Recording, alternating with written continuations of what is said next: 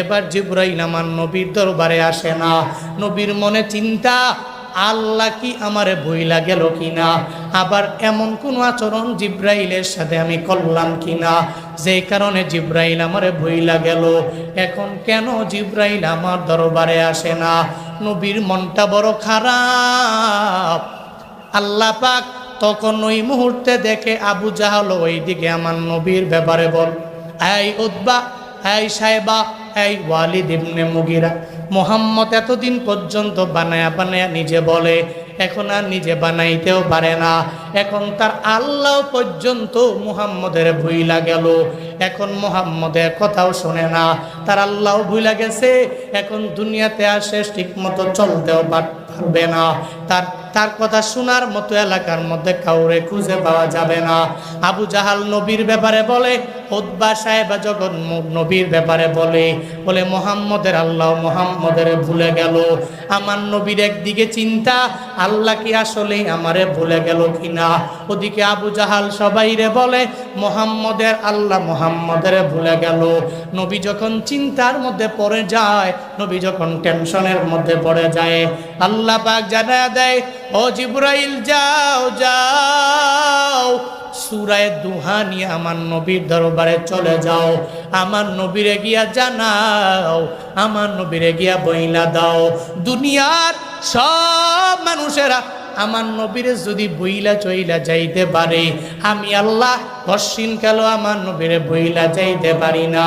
ওয়াদ-দুহা ওয়াল-লাইলি ইযা সাজা মা ওয়াদ্দাআকা রাব্বুকা ওয়া মা ক্বালা ওয়ালাল আখিরাতু খায়রুল লাকা মিনাল উলা ওয়ালা সাওফা ইউতিকা রাব্বুকা ফাতারদা আলাম ইয়াজিদকা ইয়াতীমান فآوى ووجدك ضالا فهدى ووجدك عائلا فأغنى فأما اليتيم فلا تقهر وأما السائل فلا تنهر وأما بنعمة ربك فحدث জোরে বলেন আল্লাহু আকবার।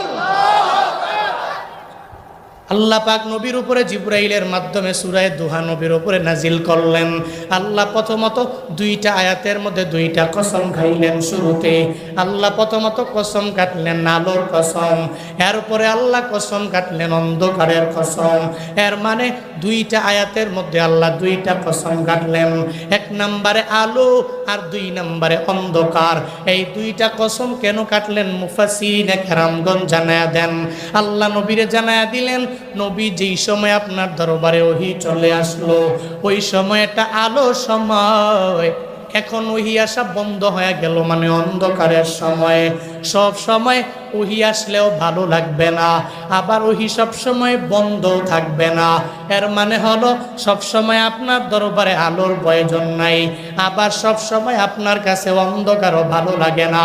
আপনারাই বলেন তো, আপনারা তো ভালোভাবে বুঝেন, সুশীল মানুষ আপনারা বলেন 24 ঘন্টা যদি একটানা সূর্য যদি আলো দেয়, তাহলে আপনাদের কাছে ভালো লাগবে? ভালো লাগবে? দিন রাত 24 ঘন্টা যদি একটানা সূর্য খালি আলো দেয়, অন্ধকার নাই, রাত নাই, ভালো লাগবে? ভালো লাগবে না। আবার যদি মনে করেন যে মাঝে মাঝে হয় না যে দিনে রাতে কোনো সময় সূর্যর দেখাই মিলে না, 3 দিন হয়ে গেছে, 4 দিন হয়ে গেছে, 5 দিন হয়ে গেছে, এক নাগারে বৃষ্টি পড়ছে, মাঝে মাঝে মানুষ বিরক্ত হয়ে যায়, আল্লাহ এখন একটু আলো দাও, আর বৃষ্টির প্রয়োজন নাই, খালি বের হইলি বৃষ্টি লাগে, ছাতা, সারা দিন রাত খালি বৃষ্টিই পড়তেছে, ভালো লাগে? ভালো লাগে? এর মানে বোঝা গেল 24 ঘন্টা আলো ভালো লাগে না, 24 ঘন্টা অন্ধকার। বাস্তবতা এটাই, 24 ঘন্টা আলো ভালো লাগবে না, 24 ঘন্টা অন্ধকারও ভালো লাগবে না। আলোরও প্রয়োজন আছে, আলোর পরে অন্ধকারেরও প্রয়োজন আছে না নাই? প্রয়োজন আছে। এই জন্য আলোর যেরকম প্রয়োজন, অন্ধকারের প্রয়োজন। আল্লাহ পাক নবীকে আলোর কসম, পাশাপাশি আবার রাতের অন্ধকারের কসম কেটে নবীকে বুঝালেন, নবী হে, আলোর কসম কেটে বুঝালাম, ওহী তো আসছে, আলো আসছে, আবার এখন বন্ধ হয়েছে, তো অন্ধকার আসছে, আলোর পরে অন্ধকার আসবে, অন্ধকারের পরে আবার আলো চলে আসবে। আপনি চিন্তা করবেন না, কোনো টেনশন নাই। আল্লাহ পাক যে আল্লাহ ওহী নাজিল করতে পারে, ওই আল্লাহ আবার বন্ধ করে দিয়েছে কিছুদিনের জন্য। আবার ওই আল্লাহ আবার আপনার উপরে জিব্রাইলের মাধ্যমে ওহী পাঠাবে। এই জন্য চিন্তা নাই, নবীকে জানায়া দিলেন, কসম কাটলেন। আপনারাই একটু চিন্তা করে দেখেন, এই পৃথিবীর প্রত্যেকটা মানুষের স্বাভাবিক নিয়ম হলো, অফিসিয়ালি জব যারা করে 1 সপ্তাহের ভিতরে টানা 1 সপ্তাহে কি সবাই চাকরি করে? বন্ধ আছে না নাই? কয়দিন? কয়দিন বন্ধ? শুক্র শনি, 2 দিন বন্ধ। এবার যদি আপনি কোনো ব্যাংকাররে বলেন, এই তোর পায়ে পড়ি, শুক্রবারে কিছু টাকা দাও, ব্যাংকটা খুলো, ওপেন করো, করবে? শনিবারে যায় পায়ে ধরেন। আপনি ব্যাংকার মানুষ, আসেন একটু খুইলা কিছু টাকা পয়সা দেওয়া লাগবে, না হয় জমা করব, একটু ব্যাংকটা ওপেন করেন, করবে? করবে না। কারণ কি? সপ্তাহের ভিতরে তার এই 2 দিন হলিডে, তার এই 2 দিন বন্ধ। সো এই 2 দিনের ভিতরে কোনোভাবেই কাশি দিয়া বাইধাও তার চাকরির মধ্যে নেওয়া যাবে না। কারণ 1 সপ্তাহ টানা তার কাছে চাকরি করলে বোরিং ফিল হবে, ভালো লাগবে না। এজন্যই তো 1 সপ্তাহের ভিতরে 2 দিন বন্ধ, শুক্র শনি। তুমি 2 দিন নিজের সময় দাও, ব্যক্তিগত জীবনে সময় দাও, তোমার পারিবারিক জীবনে পরিবারকে দিয়ে সময় দাও। তুমি একটু ঘোরাঘুরি করো, মনটাকে রিফ্রেশ করে সতেজ করে আবার তুমি অফিসে আসো চাকরি করার জন্য। এরপরে কোনো অসুবিধা না। এই 2 দিনে নিজেকে সময় দিলে নিজের মনটাও রিফ্রেশ হয়ে গেল, কাজের প্রতি আরো অনেক অনেক অনেক মনোযোগ বাড়বে। আল্লাহ পাক নবীকে বলছেন, নবী হে, মাঝে মাঝে আমি আল্লাহ আপনাকে বিরতি দেই, আলোর পরে অন্ধকার, আবার অন্ধকারের পরে আলো। নবী চিন্তা করবেন না, টেনশন করবেন না, একটু বিরতি দিলাম। কোরআন তো অনেক ভারী, এটা অনেক দামি। কেমন ভারী?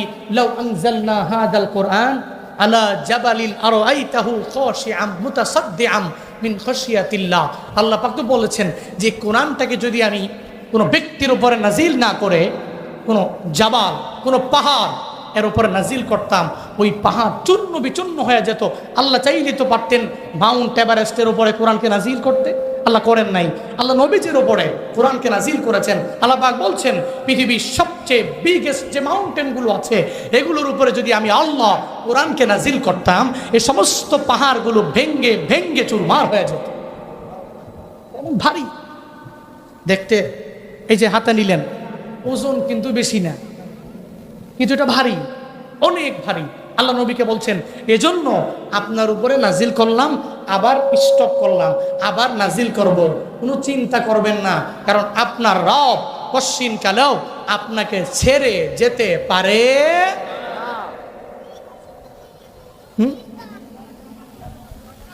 আল্লাহ নবীরে জানায়া দিলেন, পয়গম্বর, দুনিয়ার সব মানুষ আপনারে ভুইলা যাইতে পারে, আমি আল্লাহ কশ্চিন কালেও আপনারে ভুইলা যাইতে পারি না গো নবী আমার। আল্লাহ পাক বলেন, আলোর কসম, অন্ধকারের কসম কাইটা আমি আল্লাহ আপনারে জানায়া দিলাম, মা ওয়াদ্দাআকা রাব্বুকা ওয়া মা ক্বালা। আল্লাহ পাক 2টা কসম খায়া জানায়া দিলেন, আপনার রব আপনারে ছেড়ে যেতে পারেন, আপনার রব কশ্চিন কালো আপনাকে ভুলে যেতে পারে না গো নবী আমার। আপনার রব তো কোন সময় আপনারে ছেড়ে গেল, তায়েফের ময়দানে গেলেন, ওই সময়ে তো আপনার রব আপনাকে ভুলবে না। আপনাকে আমার মাওলা কাউসার দিয়ে দিল। এমনকি নবীজির লাইফে যে মেহরাজ, কোন নবীরে তো আমার মাওলা মেহরাজে গমন করার নাই, আমার আল্লাহর সাথে মোলাকাত করার নাই। মুসা নবী চেষ্টা করলো, এরপরেও আল্লাহর সাথে মোলাকাত করতে পারেন নাই। কিন্তু রহমাতুল্লিল আলামিনকে আমার মাওলা নিয়ে গেলেন, আল্লাহর দরবারে সাক্ষাৎ হয়ে গেল। এমনকি এমন কাছাকাছি আমার মাওলার সাথে মোলাকাত হয়ে গেল। ও বান্দারা, আল্লাহ পাক আমার নবীরে জানায়া দেয়, ও পয়গম্বর, আপনার চিন্তা করার কোনো দরকার নাই, আমি আল্লাহ কশ্চিন কালো আপনারে ছেড়ে যেতে পারি না, বরং এখন একটু দুঃখ পেয়ে যাবেন, আবার দুঃখের পরে আপনার জন্য সুখের সময় চলে আসবে। নবীর মাক্কি লাইফে রহমাতুল্লিল আলামিন যে এত কষ্ট পায়া গেলেন, এই কষ্টের পরে আবার আমার মদিনাওয়ালা নবীর সুখের সময় আসছে কি আসে নাই? আসছেনি? নবীর কি পরিমাণে সুখের সময়! মাদানী লাইফে দেখো, যেই মাদানী লাইফে নবী যাওয়ার পরে সব মানুষেরা আমার নবীরে সুন্দর করে গান গাইয়া নবীরে বুকের মধ্যে টাইনা নিল। এমনকি ওই লাইফের মধ্যে নবীর মক্কা বিজয় হয়ে গেল। সব মানুষ দলে দলে দলে দলে নবীর হাতে কালেমা পড়ে মুসলমান হয়ে গেল। আল্লাহ কয়, ও পয়গম্বর, আমি আল্লাহ আপনারে ভুলতে পারি না। দুনিয়ার সব মানুষেরা আপনারে ভুইলা যাইতে পারে, আমি আল্লাহ কশিন কেন আপনাকে ভুইলা যাইতে পারি না। নবী গো, আপনি যখনই যেই দোয়া করেন আমি মাওলা কবুল কইরা নেই। নবী একদিন তাহাজ্জুদের মুসল্লায় বসে আমার আল্লাহর দরবারে আবদার জানাইলো, ও আল্লাহ, এই মক্কার মধ্যে দুইজন গাদ্দার আছে, একজনের নাম ওমর আর একজনের নাম হলো আবু জাহাল। এই দুইজন অনেক বড় বড় গাদ্দার, একজনের তুমি ইসলামের জন্য কবুল কইরা নিও। আমার মদিনাওয়ালা নবী মুসল্লায় বসে তাহাজ্জুদের টাইমে কান্না করি আল্লাহর দরবারে আবদার জানায়, আল্লাহ, আল্লাহ গো, এই দুইজনের একজনরে তুমি কালেমা পড়ে পড়ে মুসলমান হওয়ার মতো তৌফিক দিও। আল্লাহ কয়, নবী আমার, আপনার দোয়া আমি কবুল করে নিলাম। ও পয়গম্বর, দোয়া কবুল হয়ে গেছে, কোনো চিন্তা করবেন না, টেনশন করবেন না। নবী 11 জন সাহাবা নিয়ে যখন বয়ান করে গোপনে, ওই সময় নবী প্রকাশ্যে দাওয়াত দেয় না, নবী গোপনে দাওয়াত দিতে লাগলেন। 11 জন সাহাবা আমার নবীর সামনে, সাহাবারা জানতে পারলো ওমরে ফারুক তরবারি নিয়ে ওই ঘরের বরাবর চলে আসছে। সাহাবায়ে কেরাম নবীরে বলতে লাগলো, ও পয়গম্বর, এই ঘর থেকে বের হয়ে অন্য ঘরের মধ্যে নিজেরে গুছায় নেন, কারণ ওমর আসছে আপনার গর্দানটাকে নেওয়ার জন্য তরবারি নিয়ে হাজির হয়ে গেছে। নবী আমার ডেকে বলে, ও সাহাবীরা, না না না না, ওমরে ফারুকে আজম কশিন কেন আমার গর্দান নেওয়ার জন্য আসে না রে। আমি আমার আল্লাহর দরবারে তাহাজ্জুদের টাইমে আমি রবের দরবারে দোয়া করেছি, ও দয়ার মালিক, এই মক্কার দুইজনের একজনরে তুমি হেদায়েত দিও। আমি আল্লাহর কাছে বলেছি, মনে হয় আমার মাওলা এই দোয়াটা কবুল কইরা নিছে।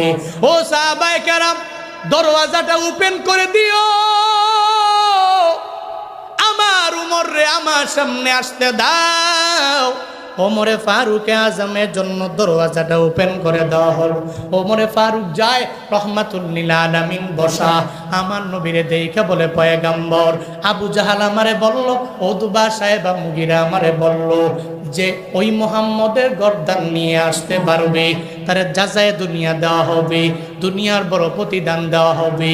আমি দুনিয়ার প্রতিদান পাওয়ার জন্য আপনার দেহ থেকে গর্দানটা আলাদা করার লক্ষ্যে যখন আমি আর নিজেকে ধরে রাখতে পারলাম না, এই তেলাওয়াতের মায়ায় আমি এত পরিমাণে পড়ে গেলাম গো নবী। ও পয়গম্বর, আপনার দরবারে আসলাম আমি কালেমা পড়ার জন্য, আমারে পড়ায়া দেন লা ইলাহা ইল্লাল্লাহু মুহাম্মাদুর রাসূলুল্লাহ।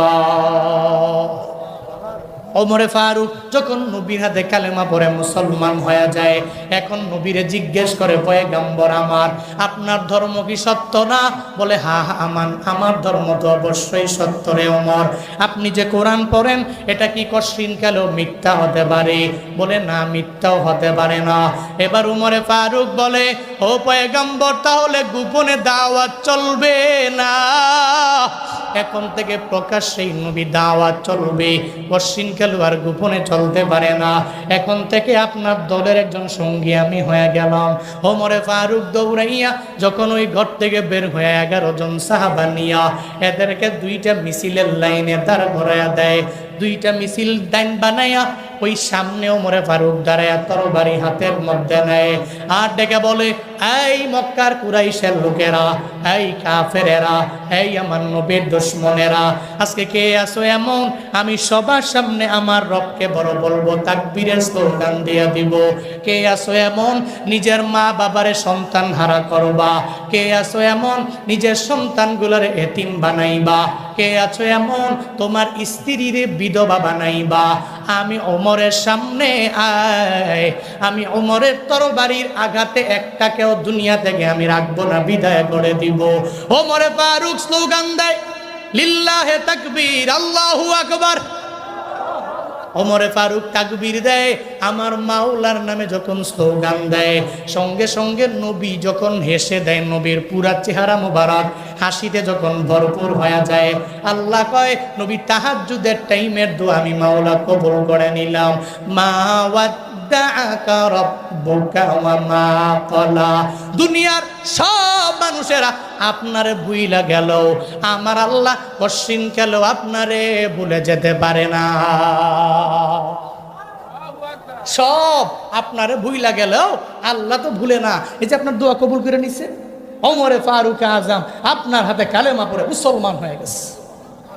শুধু তাই না, নবীকে আল্লাহ পাক কি দিয়েছেন, সূরাতুল কাউসার বাড়িতে গিয়ে খুলবেন, সূরাতুল কাউসারের তাফসীর পড়বেন। আল্লাহ পাক যে নবীকে বলেছেন ইন্না আতাইনাকাল কাউসার, আমি আপনাকে কাউসার দান করেছি। কাউসার দ্যাট মিন্স কাউসার কি কি শুধুমাত্র হাউজে কাউসার নো। নবীজির শুরুর জীবন থেকে মৃত্যু পর্যন্ত যত কল্যাণ, এর সমস্ত কল্যাণ কাউসারের মধ্যেই নিহিত আছে। সুবহানাল্লাহ বাড়ি যায় কোয়েন, আরো জোরে সুবহানাল্লাহ, আরো জোরে আলহামদুলিল্লাহ।